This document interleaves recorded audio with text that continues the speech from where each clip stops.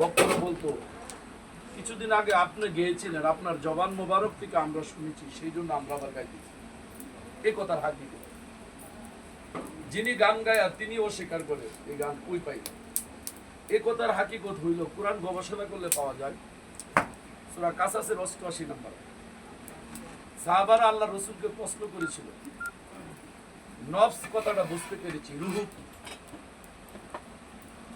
নফস মানে বডিটা পচে যাবে, গলে যাবে, একদিন শেষ হয়ে যাবে নফস। এই জন্য কোরআন আয়াত আসছে কুল্লু নাফসুন যায়কাতুল মউত, নফস একদিন শেষ হয়ে যাবে।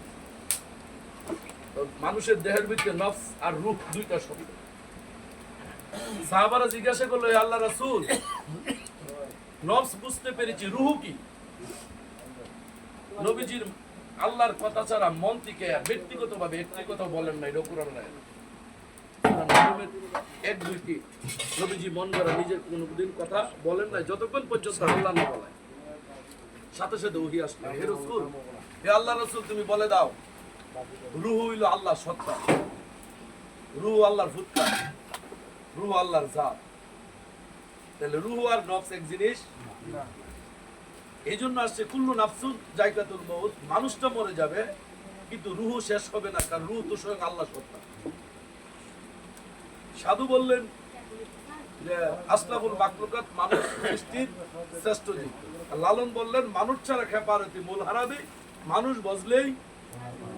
জালালউদ্দিন খাঁ বলেছেন মানুষও রতন, করো তারে যতন, যারে তোমার মনে চাই ওরে। তাই তো এই কথার পিছনে বিশাল হাকিকত, এটা আমরা গবেষণা করে দেখেছি। হ্যাঁ বলতেছি, আমি ক্লিয়ার করে দিচ্ছি। মানুষ ছাড়া খেপারতি মূল হারাবি। এই সমাজের ভিতরে আপনারা সকলে ভালো, আমার কাছে সৃষ্টি, আল্লাহর সৃষ্টি নিরাপদ না। আমি এখনো মানুষ হইতে পারি না। আমার মা বাবা আমার কাছে নিরাপদ। আমি ওলি আল্লাহ মানি না, নবীজিকে দাঁড়ায় সালাম দিতে জানি, আমি তো মানুষ। আমি নবীজির দুরূদ পড়লে বেদাত বলি, আমিও তো মানুষ। এই মানুষ বোঝার জন্য কিন্তু লালন সাইজি বলেন, নিচের অন্তরে গিয়া দেখো, মানুষে মানুষ গাতা, দেখতে যেমন আলোকতা, বুঝে শুনে জেনে বুঝে নুয়াও মাথা যাতে তুমি। অর্থাৎ ওই মানুষের কথা বলেন, জাইনা বুঝা তুমি মাথা নত করো। ওই মানুষটা হয়েছে, কোরআনের মধ্যে 3 প্রকার মানুষ আছে। নাস একটা মানুষ, ইনসান একটা মানুষ, বাশার একটা মানুষ। নবীজি বলেন আনা বাশারুম মিসলুকুম, সম্ভবত সূরা কাফের 110 নম্বর আয়াত। আনা বাশারুম মিসলুকুম, আমি তো তোমাদের মতোই একজন মানুষ। অত রঙে নমুনা মানুষ। ভক্তের কাছে তার গুরু রঙে নমুনা মানুষ। ভক্ত কোনোদিন গুরুকে হাকিকতে সাধারণ মানুষের মতো মানুষ মনে করতে, ওই মানুষ ভক্ত যখন ভজনা করবে সেই শোনার মানুষ হবে। ওই মানুষটা হয়েছে সৃষ্টির শ্রেষ্ঠ জীব।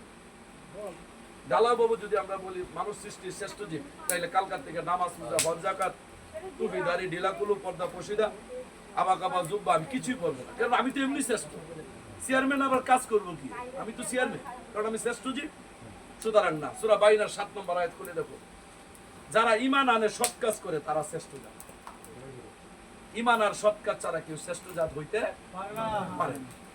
আর সাধু আরেকটা কথা বলেছেন যে মন যার সই না হয়েছে তার কিছুই সই হয় না। বাংলাতে বলে মন, আরবিতে কি কই জানো? ফার্সিতে কই আত্মা, আর আরবিতে বলে কাল। কাল, মন, আত্মা। আমি আপনাদের কাছে জানতে চাই, অনেক সাধুগুরুরা বলেন কলবের মধ্যে আল্লাহ বাস করে, বলে না? তাহলে আমার দেহের ভিতরে একটু চার্জ দিয়ে দিই, কলবটা কোন জায়গায়? কলব কোথায় গো? বলেন, সমস্যা নেই, যে যেভাবে জানেন এভাবে বলেন। কলব কোথায়? বাম স্তনের। এই যে সাধু আমাদেরকে ভুল ব্যাখ্যা দিচ্ছে, এত বড় ভুল ব্যাখ্যা এই সুর সমিতিকে শুনে আসছে। 95% বলে বাম স্তনের 2 আঙ্গুল নিচে কাল।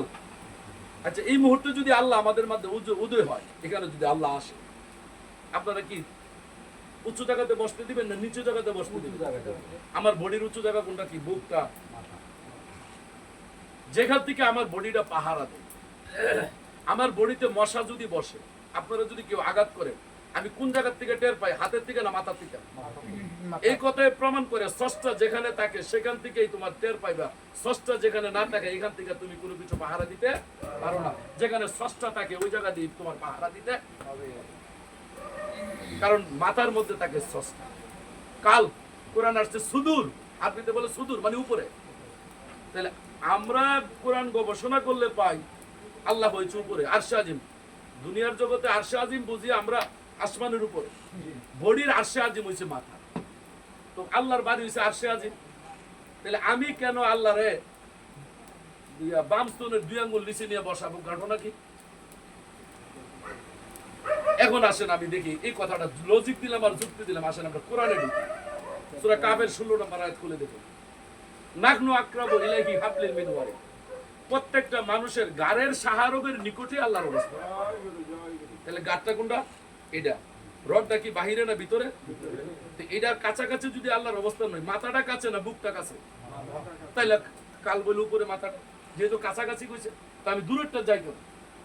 আমাদেরকে কিছু কিছু সাধুগুরুরা গবেষণা না করে ভক্তদেরকে এই শিক্ষা দিচ্ছে। আমার স্ত্রীর সাথে আমি কথাবার্তা বলি, আমার বাচ্চা এখান থেকে দুধ খাচ্ছে, আমার এখানে আকর্ষণ আছে। যেখানে আল্লাহ থাকে সেখানে এই ধরনের কোনো কাজ কারবার হইতে পারে না। আল্লাহ এমন জায়গা থাকে যে জায়গাটা হইলো সুদূর উপরে, আরশে আজিম। দুনিয়ার জগতে যেমন আরশে আজিম উপরে মনে করি, আমার বডির মধ্যে আরশে আজিম হয়েছে আমার মাথা, আর মাথাটা হয়েছে কাল, সেখানে বাস করে আল্লাহ। আর এই দেহটা পাহারা দেয় এই মাথার দিকে, এই পাহারা দেওয়াই প্রমাণ করে কাল হয়েছে আমার মাথার ভিতরে। সুতরাং নিচে কালবার হইতে পারে না।